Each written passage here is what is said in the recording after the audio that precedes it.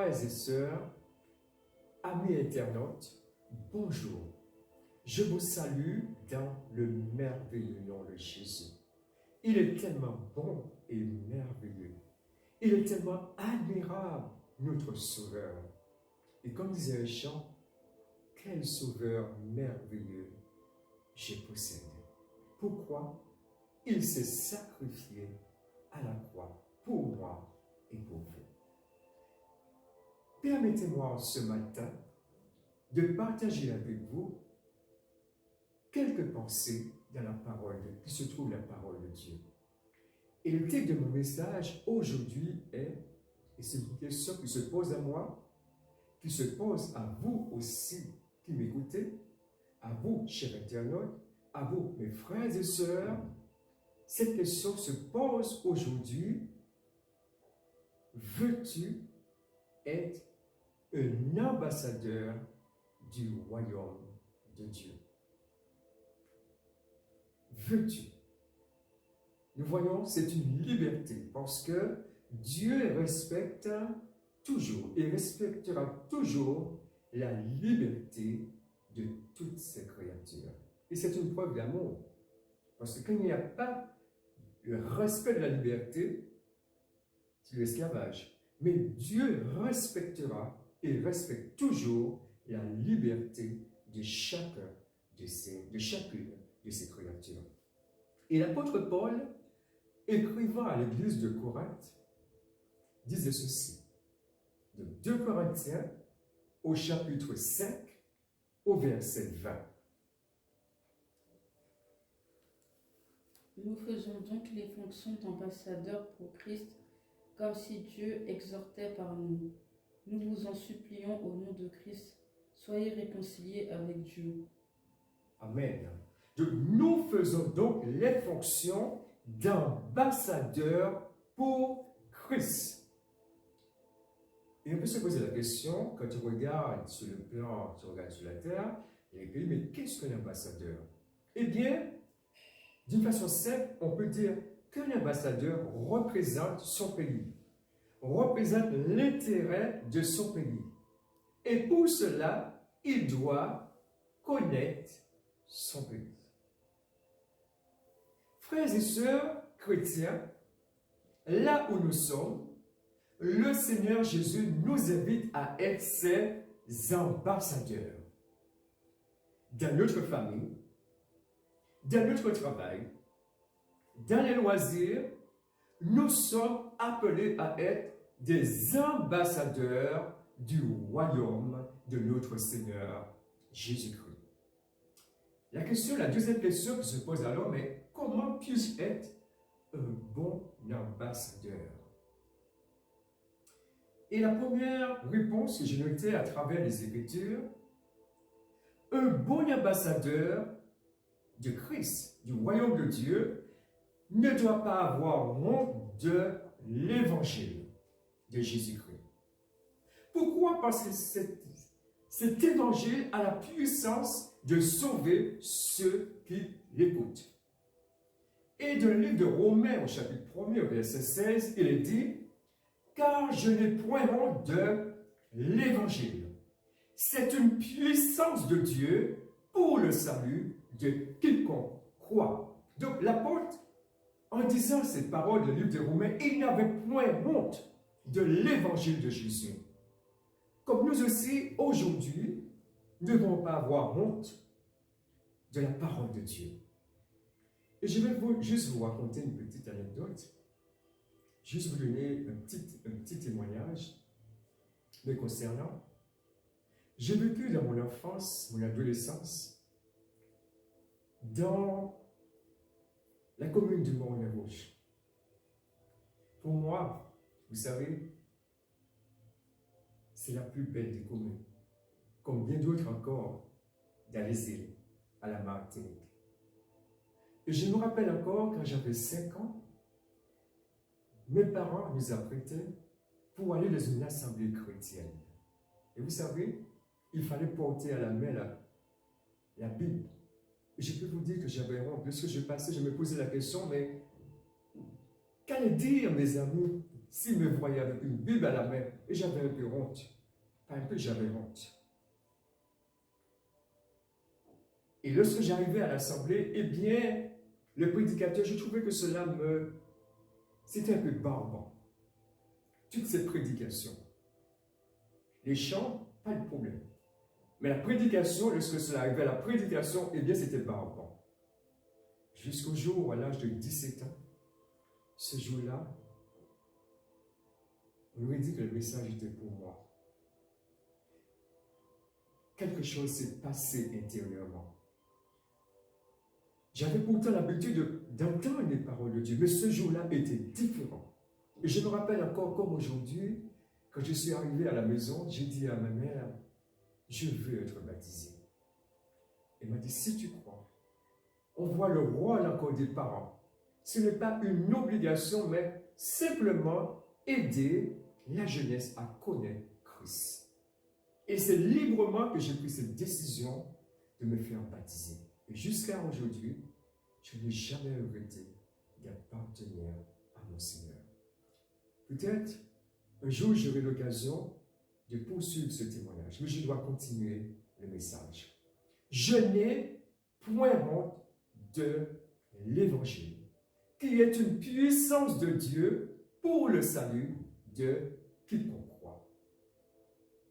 Donc, un bon ambassadeur de Christ ne doit pas avoir honte de l'Évangile, ne doit pas avoir honte de la parole de Dieu, parce qu'il a un message, il a une responsabilité dans l'époque, dans la société dans laquelle nous sommes. Un bon ambassadeur de Christ travaille à la réconciliation des hommes avec Dieu. Par quel moyen?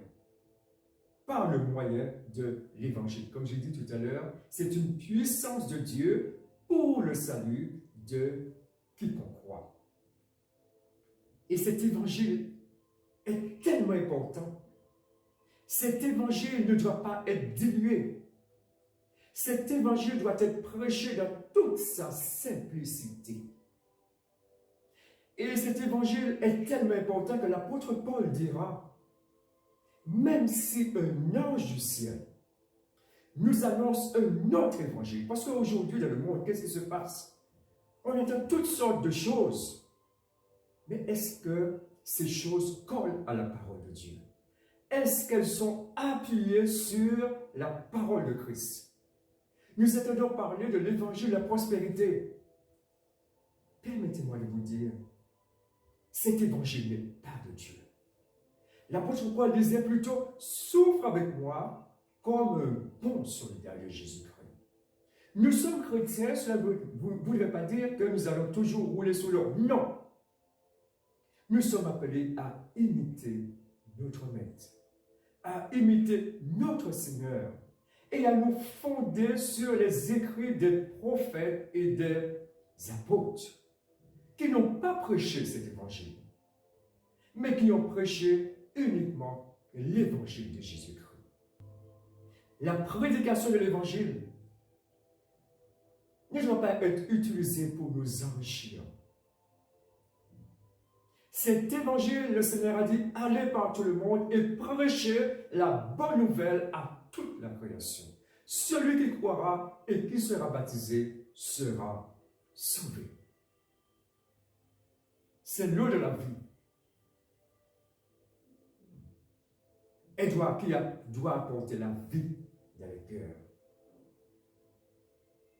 Et vous savez, le royaume de Dieu, le désir le plus cher du Seigneur, c'est que les âmes soient sauvées. C'est que tous les hommes soient sauvés et parviennent à la connaissance de la vérité. D'ailleurs, jusqu'avant qu'il ne quitte cette terre, alors qu'il avait déjà accompli sa mission, qu'il était mort pour nos péchés à la croix de Golgotha, juste avant qu'il ne retourne dans sa gloire, il confie une mission à ses disciples, à ces hommes, à ces femmes qui avaient vu son témoignage, qui avaient vu quand il guérissait les malades, qui avaient assisté à sa mort. Il leur confie une grande mission qui va concerner le monde entier. Il leur dit, allez par tout le monde et prêcher la bonne nouvelle à toute la création. Celui qui croira et qui sera baptisé sera sauvé. On peut le voir dans le livre de Marc au chapitre 16 au verset 15. Et je peux vous dire, il y a un événement sur la terre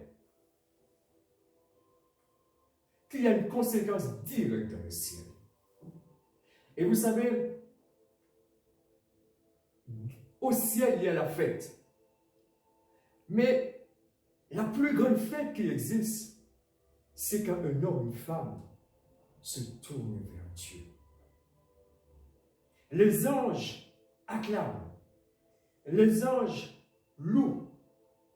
Pourquoi? Parce qu'un homme ou une femme a accepté le Seigneur Jésus.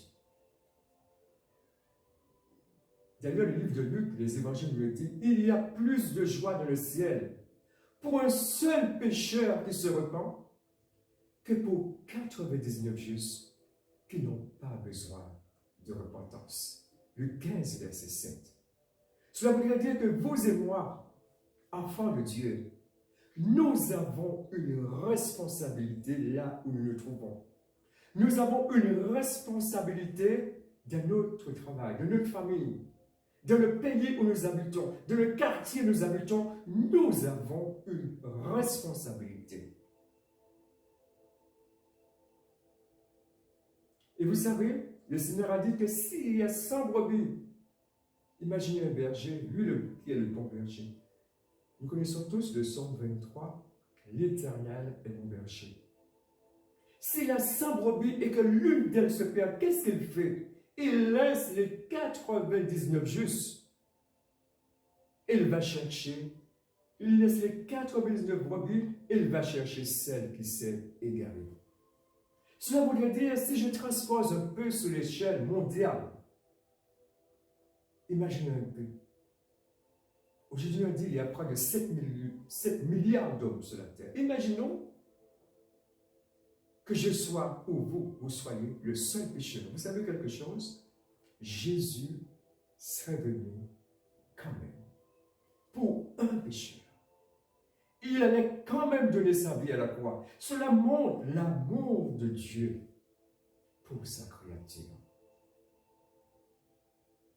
Sa volonté, c'est que tous les hommes soient sauvés et parviennent à la connaissance de la vérité.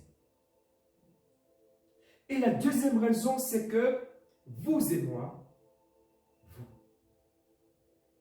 et moi, nous avons une valeur inestimable à ses yeux. La valeur que nous avons, ce n'est pas dû à notre statut social, ce n'est pas dû à notre compte à banque. Non, la valeur que nous avons aux yeux de Dieu, eh bien, c'est une valeur que nous avions même lorsque nous étions dans le ventre de notre mère. Le psalmiste disait, alors que je n'étais qu'une masse informe, tes yeux me voyaient. Et sur ton livre était tout inscrit. Donc ce n'est pas la valeur que toi tu te donnes. Ce n'est pas la valeur que les hommes te donnent, mais c'est la valeur que Dieu te donne. Et pour aller plus loin, le Seigneur dit que, vous savez, tous les diamants de ce monde, vous savez, tous les lingots d'or que les banques ont, toutes ces réserves mondiales, eh bien, tout cela, eh bien, cela, vous savez, est moins important pour Dieu que la valeur de notre âme.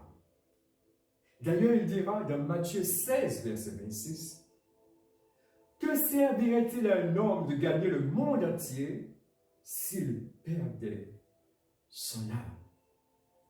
Oui, tout l'or du monde, toutes les richesses du monde, le ciel les rassemble tous. Eh bien, pour Dieu, cela n'a pas la valeur de notre âme. Dire l'importance qu'il accorde à vous et à moi. Et il veut que nous soyons sauvés et que nous parvenions à la connaissance de la vérité. Ton âme, c'est toi-même. Ton âme a une valeur éternelle. Vous savez, les plaisirs du monde, les richesses, sont éphémères. Un jour, cela passera. Comme dit l'Ecclésiaste, vanité de vanité, tout est vanité et poursuite du vent. Mais un jour, nous devons comparer devant Dieu. Un jour, qu'allons-nous nous dire? Mais aujourd'hui est un jour de salut. Et mon frère, ma soeur, cher internaute, c'est de notre vivant que nous devons choisir où nous passerons l'éternité. Parce qu'une fois que nous avons franchi la barrière, une fois que la mort est venue, c'est trop tard. Toutes les messes du monde ne pourront pas nous sauver. Le purgatoire, non, je vous dis, c'est un mensonge.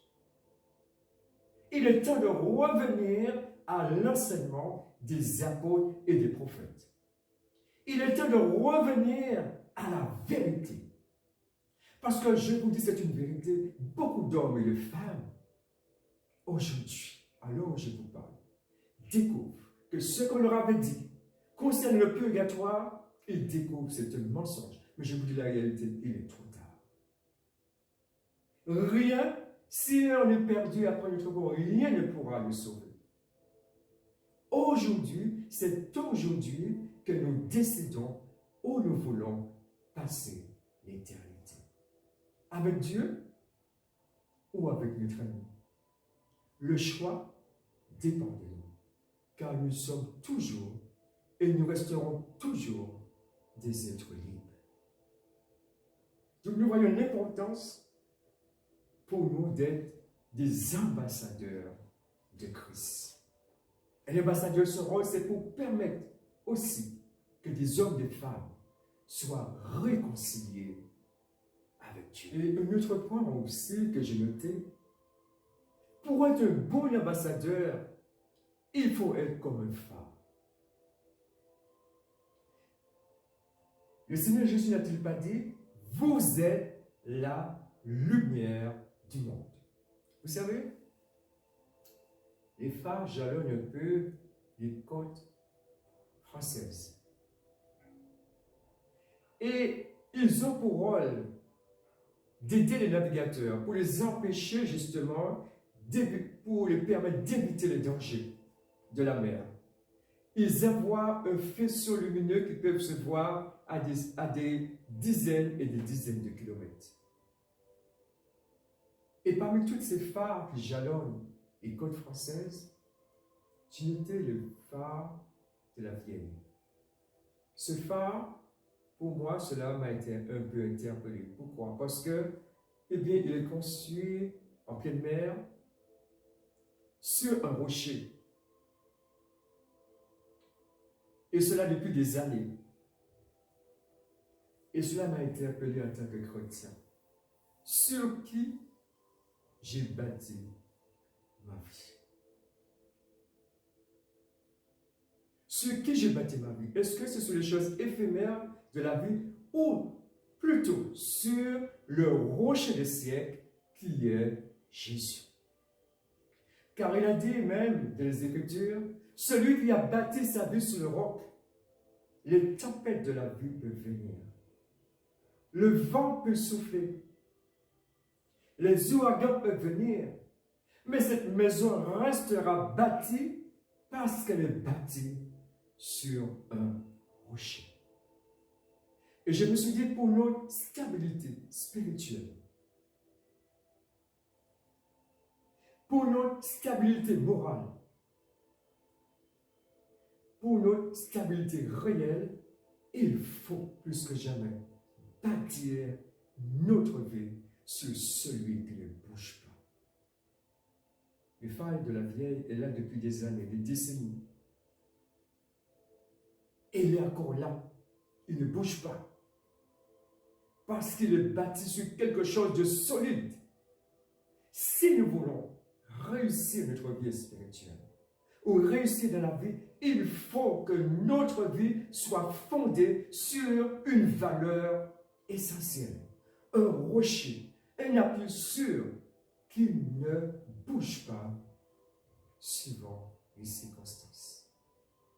Et la bonne nouvelle, c'est que cet appui existe. Cet appui a été un refuge pour toutes les générations de chrétiens qui nous ont précédés. Cet appui est un refuge pour cette génération d'aujourd'hui. Cet appui est un refuge pour la génération de demain. Et cet appui est Jésus de Nazareth, le rocher sûr. Et quatrième point, pour être un bon ambassadeur, il est important d'être baptisé du Saint-Esprit et d'être à l'écoute du Saint-Esprit. Jean le Baptiste, lorsqu'il a vu le Seigneur Jésus, il a rendu témoignage et s'est écrié. Il a non seulement dit, voici l'agneau de Dieu qui ôte le péché du monde, mais il a dit, en parlant de Jésus, il vous baptisera de Saint-Esprit et de feu. Il vous baptisera de Saint-Esprit et de feu. C'est Jésus qui le fait. Et c'est encore l'accomplissement de la prophétie du prophète Joël. 2 verset 28 qui dit, après cela, je répandrai mon esprit sur toute chair. Vos fils et vos filles prophétiseront. Vos vieillards auront des songes et vos jeunes gens des visions. Donc le plan de Dieu, le but de Dieu, ce n'est pas seulement comme autrefois en Israël, seulement quelques hommes. Eh bien, l'Esprit reposait sur eux. Et le reste, non. Mais le plan de Dieu, c'est que le maximum puisse être baptisé du Saint-Esprit. Pourquoi? Le Saint-Esprit est le meilleur des guides. Nous avons un exemple de ce ministère dans l'Ancien Testament, où lorsque le peuple d'Israël a quitté le pays d'Égypte, lorsqu'ils étaient dans l'immense désert, ils avaient besoin d'un guide pour arriver dans la terre promise. Et il nous est dit que l'Éternel marchait devant eux. Sur quelle forme? Il y avait la nuée qui montre un peu l'œuvre du Saint-Esprit. Il y avait cette nuée qui les guidait. Et la nuit, cela venait comme une colonne de feu pour guider les enfants d'Israël. Et si la plupart d'entre eux ne sont pas arrivés, ce n'était pas dû à la faute du guide.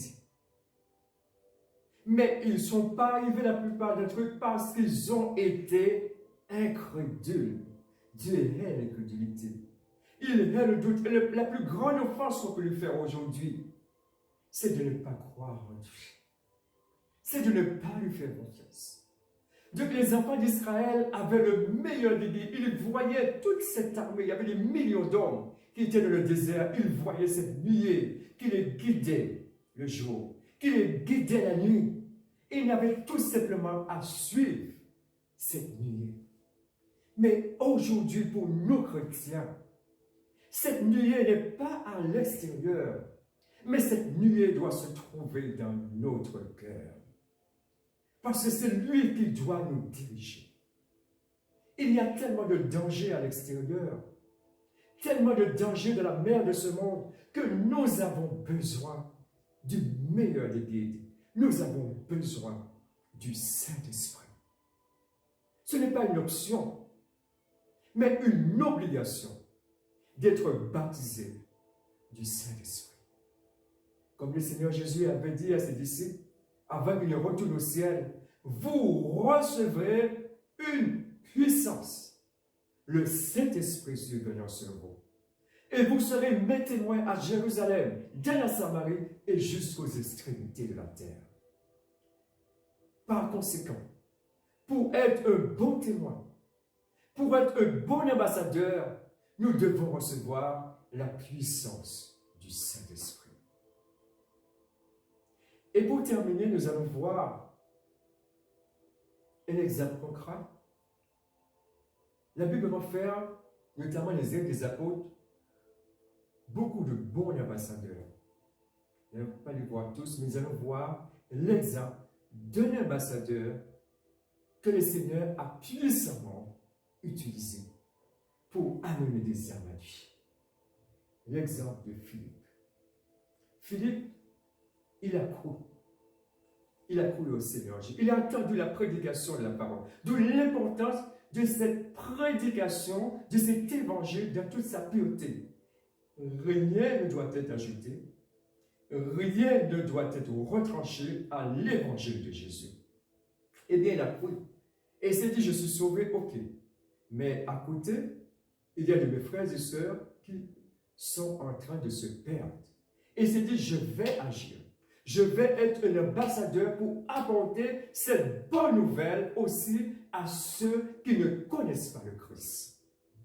Et je vous invite à lire avec moi un passage qui se trouve dans Acte 8. Nous allons lire plusieurs versets. Je n'ai pas lu tout le chapitre, mais nous allons lire plusieurs versets pour montrer concrètement ce que Philippe a fait. Donc, les Actes des Apôtres, au chapitre 8, au versets 5 et 6.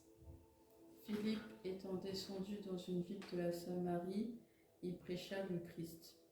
Les foules tout entières étaient attentives à ce que disait Philippe lorsqu'elles apprirent et virent les miracles qu'il faisait. Amen. Amen. Donc, il est dit que Philippe, il prêcha quoi? Le Christ. C'est-à-dire, il prêcha, son discours était appuyé vraiment sur Christ. Cela ressemble un peu, je dirais, au discours qu'a fait l'apôtre Pierre. Quand toute une foule, des foules étaient venues à Jérusalem pour adorer, et Pierre a fait un discours, mais ce discours s'appuyait sur Christ, sur l'œuvre de Christ, sur sa mort, sur le but de sa mission, qui était de sauver les hommes. Et bien, c'est ce qu'a fait aussi Philippe. Il descend à Samarie et il commence à prêcher le Christ. Je peux vous dire, la parole de Dieu amène toujours une guérison. Lorsqu'il a commencé à prêcher le Christ, parce que qu'est-ce qui se passait dans cette ville de Samarie?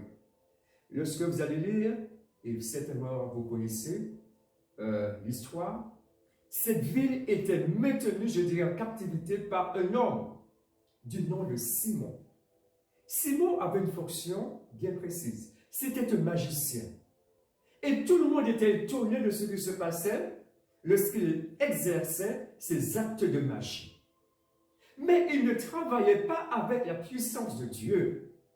Mais quand le Seigneur est venu, parce que vous savez, vous et moi, chrétiens, nous représentons les intérêts du royaume de Dieu. Nous sommes ses mains, comme ses mains et ses pieds. Il ne peut sauver maintenant qu'à travers nous, parce qu'il a déjà accompli sa mission.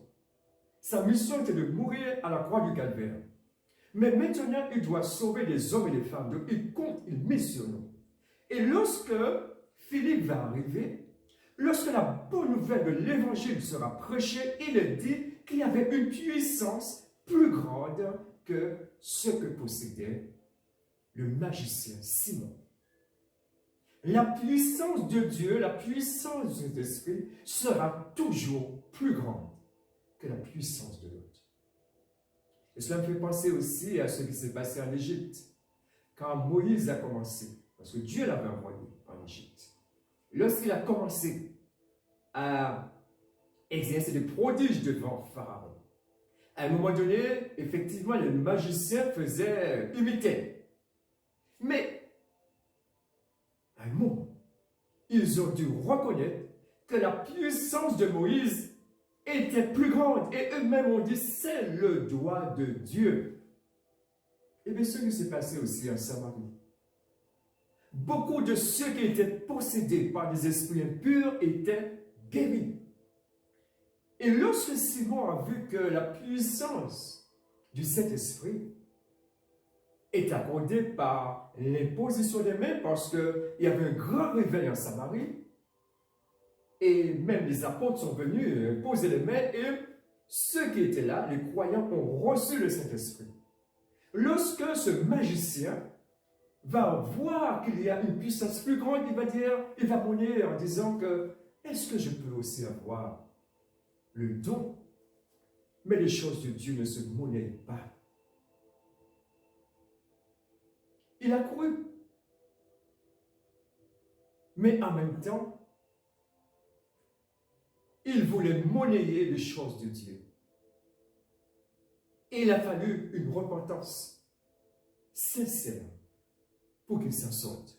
Et bien, ce que va accomplir Philippe, donc, on voit qu'il y a un réveil extraordinaire. La prédication de la parole est prêchée, des malades sont guéris, des gens sont délivrés.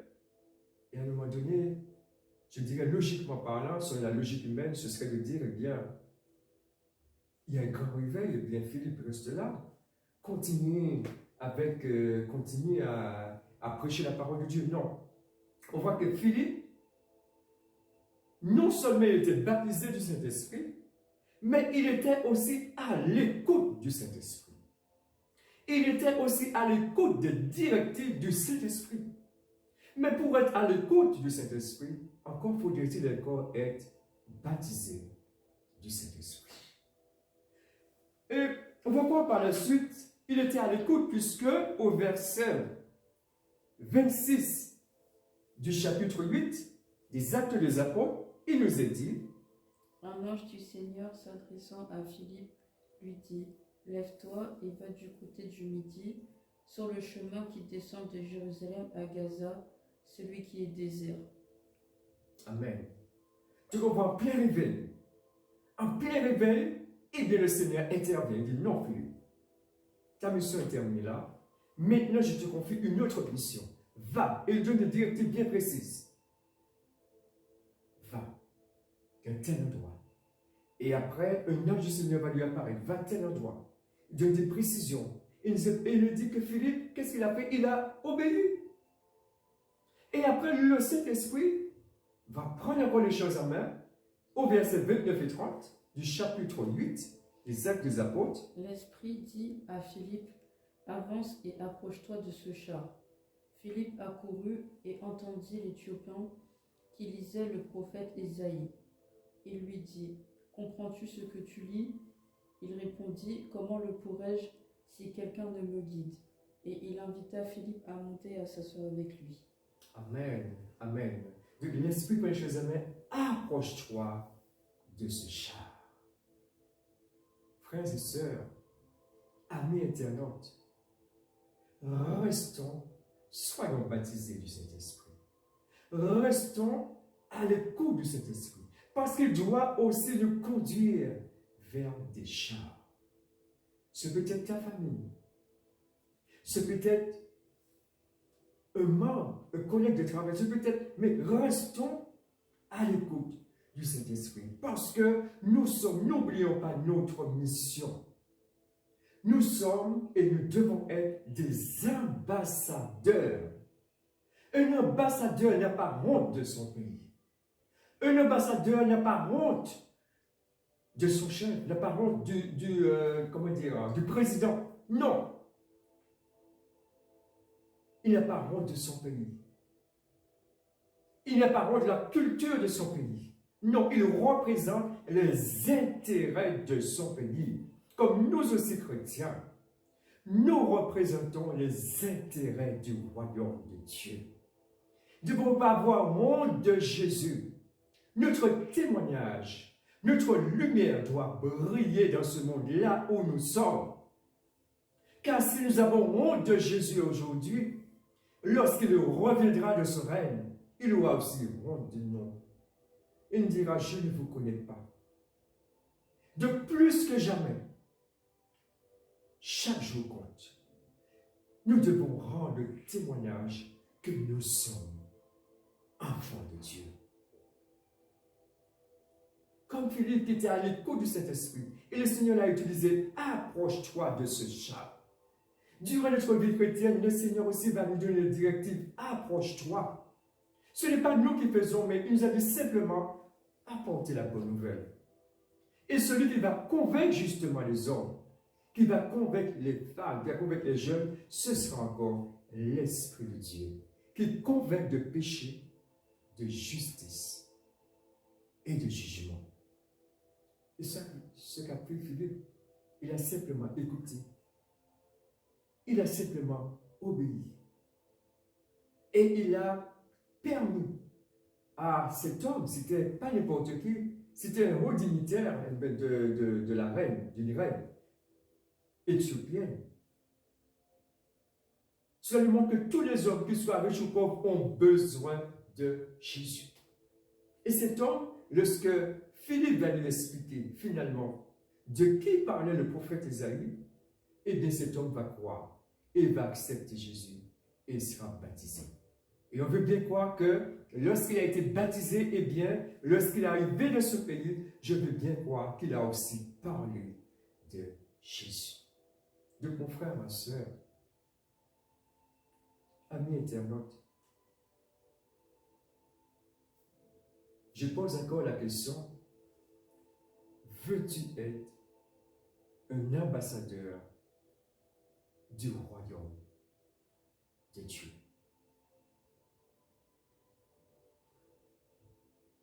Veux-tu, là où tu es, être cet ambassadeur? Veux-tu approcher de ce char?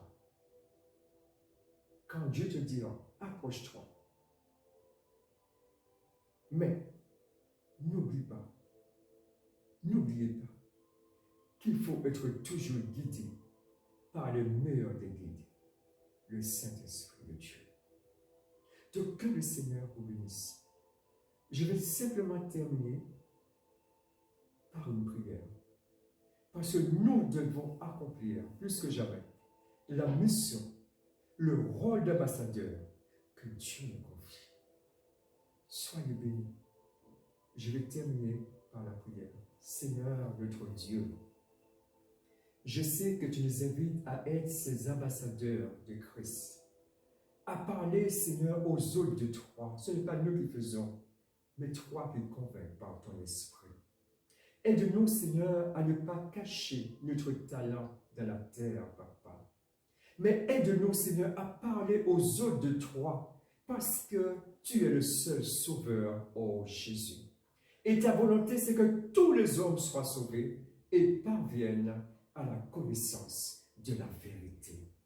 Bénis ces paroles, c'est toi qui agis. C'est toi, Seigneur, qui peut convaincre. Bénis ces paroles, afin que cela apporte la vie et que des hommes, des femmes, des jeunes soient réconciliés avec toi, Jésus. Parce que aujourd'hui, c'est le jour du salut. Demain, Seigneur, nous ne savons pas. Mais aujourd'hui, nous avons la possibilité de nous approcher de toi. Bénis chaque internaute. Bénis chacun de mes frères et sœurs, Jésus. Et que tous, mon Dieu, là où nous sommes, nous soyons vraiment ces ambassadeurs de Christ. Nous soyons des bons ambassadeurs pour toi, Jésus. Soyez bénis. Et que la paix de Dieu, l'amour de Dieu, la joie du Seigneur nous accompagne. Et que son Saint-Nom soit exalté.